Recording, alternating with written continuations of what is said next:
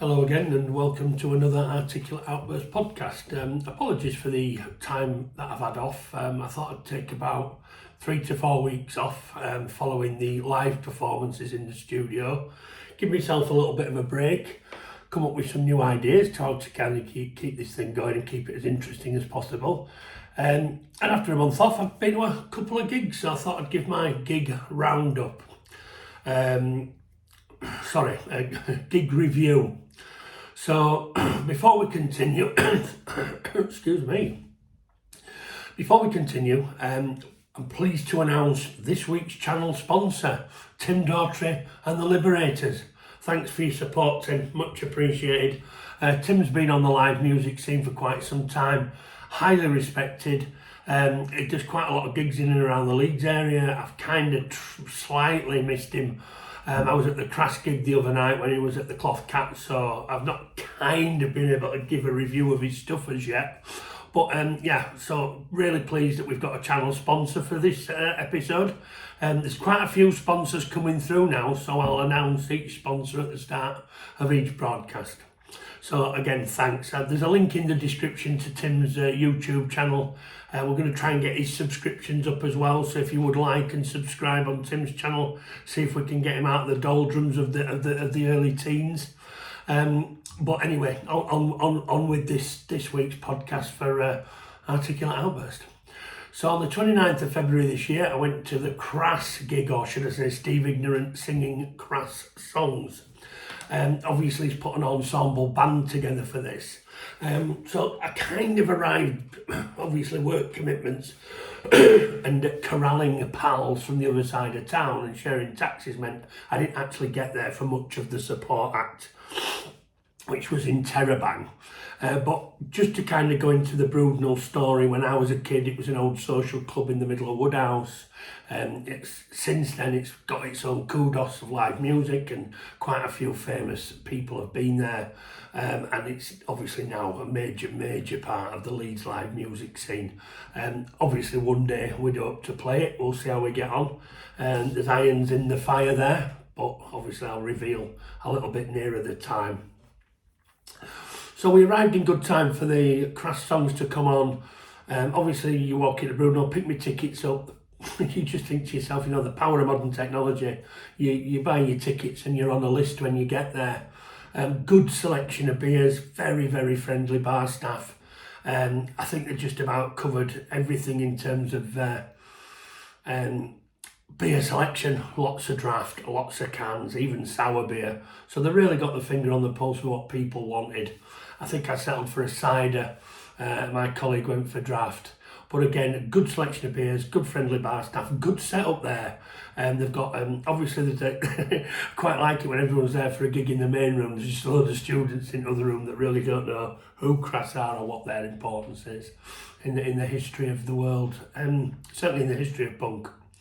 So, as I say, I got there first of all and I missed in Terabang. I think a large imposing figure. The one thing I will notice, I think I caught the last 2 songs of theirs. I hope he doesn't take offence at this, but he had a bit of a kind of a Morrissey feel about him in terms of his stature and in terms of his kind of demeanour. Not in terms of his singing, but certainly in terms of his demeanour. A full suit on as well. I thought it must be out up there, not an air out of place. Brilliant. The last 2 songs I caught, you give me the flavour of a bit of the Sleaford mods about them. I've come across this in a few punk gigs recently, that there's kind of a Sleaford mods kind of flavour running through quite a few bands, Aubrey Eels and the Baron, to name another one. So that's Sleaford mods and Terabang and Aubrey Eels. They're just kind of fit in a kind of, I love to see how music evolves and goes into different directions. But yeah, so I can't really give a full review of in Terabang because, as I say, I only caught the last 2 songs, but that were my appraisal of it. Crass songs, before we go into the actual gig, I went down the Crass rabbit hole pretty strongly back in the day. I think I pretty much hung on every single word. I've got all the albums. I've even got Feeding of the 5000 on the Small Wonder record label, the one where Reality Asylum's just a blank track because Small Wonder wouldn't press it. That was the one, obviously, Mary Whitehouse tried to get them charged for blasphemy on. I think she might have succeeded. My memory's a bit faded since then. But ultimately, Crass have been a thorn in the side of quite a few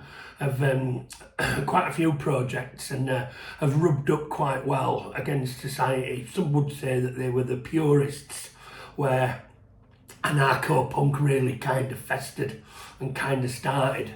Obviously their words are very fast. I wondered how ignorant to get on with this, but I've got to say, when Crass were about, plus also Crass spawned a load of other artists such as Poison Girls, Honeybane. You know, there are quite a few records, Flux of Pink Indians, quite a few records came out on the Crass label. And I was so far down the Crass rabbit hole, obviously I bought all those Crass singles as well. And you know, you just think, yeah, they were just so on the pulse for my money. And they had this big mystical place called Dial House where they all lived. And I think it must have been on my journey plan at one time to stick my head in the door. But I thought that they epitomised everything I believed in when I was 17, 18 and 19. So this is the first time I'd seen them live. I'd heard reports that it wasn't as good as the original band, and obviously you're always going to get conflicting reports about anything really. But when they came on, I thought, oh hello, this is pretty good, there's keyboards. But then again, they had quite a lot of special effects, didn't they, back in the day, so I assume the keyboards might be that, but then they were kind of getting played through the gig. I don't think that they were out of place. Our guitarist, who shall remain nameless, has always stated he'd never be in a band with keyboards in it. And I kind of figured that, I thought it worked. I mean, obviously there's a woman called Carol Hodge that does all the female singing parts of what the old Crass lineup, What is Libertine, etc. I thought she pulled off her parts pretty well. I thought the keyboards complemented the music very, very well. And obviously from my point of view, they went through everything I wanted to hear. Chairman of the board, Do They Always a Living? I mean, Always a Living is just, you know something, I think it still stands up. I think it still tests the time. I mean, it was him and Rimbaud back in the day, just with the drum set shouting in a garage, as I understand it. And I just think to myself, you know, here we are, however many years later, probably too many to mention, and I'm just thinking it sounded pretty fresh on stage. Ignorant wasn't just going through the motions, he were living the dream, he were getting stuck in. A good, positive crowd. It's nice also, which I find a bit cranky, if you want to email me in and let me know, that you see young punks with all the kind of regalia that we had on. You know, 30 years out of step way when it was there, and obviously that's their business. I just don't know whether it's, I don't know, I can't put my foot on it. It's almost like there's a bit of time travel gone on. So you kind of think, have they adopted our culture, or have they made that culture their own? I think they've largely made that culture their own, and, you know, good luck to them. Big A Little A, obviously Nagasaki Nightmare, all the kind of complement of songs that you'd expect to see there. And again, I've got to say, you know, that they belted it out. Great musicianship from everybody on stage, it has to be said. And great singing from Hodge, I've got to say. I thought she was absolutely class. Obviously, Bloody Revolutions for me will be their pinnacle song. People will disagree with me, email me in the comments, do what you wish. It'd be nice to get some feedback on this, but I just thought that they were very, very, very good. And Bloody Revolutions, I've got to say, even now the lyrics stand up. Just, although anarcho-punk is perhaps no longer relevant, given that we're living in a global technocracy which nobody could have ever foreseen, and, you know, party politics to a certain extent, you know, are meaningless now. We're run by a global cabal of corporations and power structures and NGOs, which could have never been realised by, you know, those people pushing against the power structures at the time.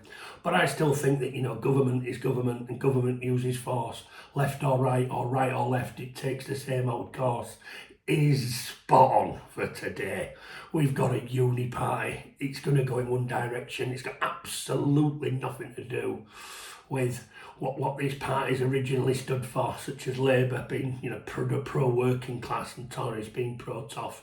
They're both pretty much fulfilling the same role now. There's absolutely no difference between them. And even the pop-up parties, such as Tice at reform. You just think you're just a Tory with a different suit on, being more Tory than the Tory party.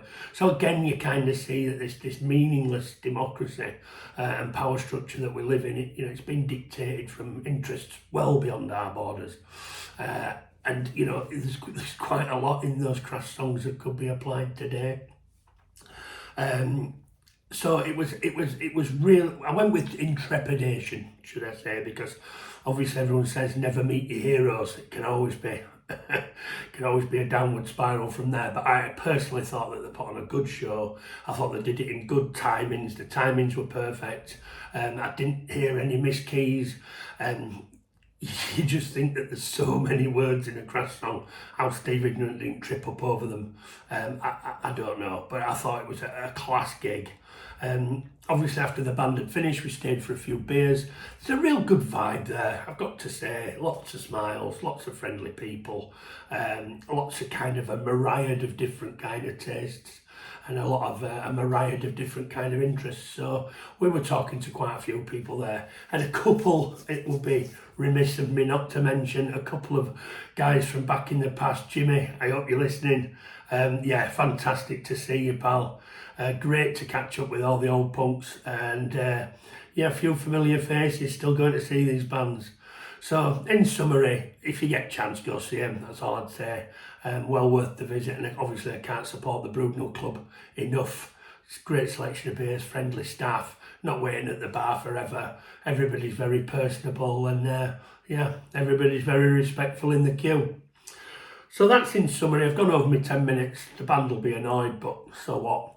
Again, another big hand to Tim Autry and the Liberators for being today's sponsor. It's much appreciated. I put a link, as I said earlier, I put a link in the show notes. If you go into the descriptions below, you can get a link to Tim's channel. Let's see if we can get his subscribers up.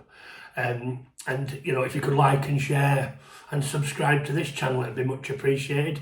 The next gig's a little bit of a contrasting gig. I'll do that next week. That was the Kaiser Chiefs at Project House, another offshoot of the Brudenal, but I'll cover that in the next stream. Okie dokie, thanks very much for your time. Like, subscribe, share, give me the thumbs up, and I'll see you in the next one. Thank you.